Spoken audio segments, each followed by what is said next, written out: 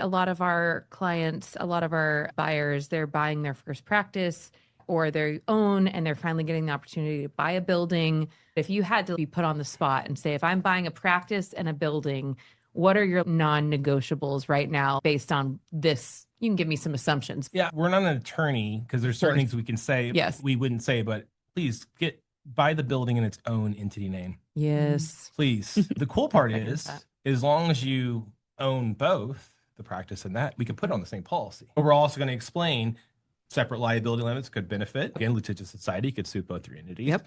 That's probably the one most common we're seeing for people that come in and already own a building. We had one example, I think they acquired 6 or 7 practices over 15 years, LLCs all over the place, right? They had the idea, but they mixed and matched and all that. And unbeknownst to them, I think they just trusted their agent to do it. But that's a good start in knowing that we can get creative. When you have an owner-occupied property, you are going to get a lower rate on property insurance almost 100% of the time because they, on paper, to an insurance company, they know the landlord's on there or the owner and the landlord there. It's maintained, just historically less losses.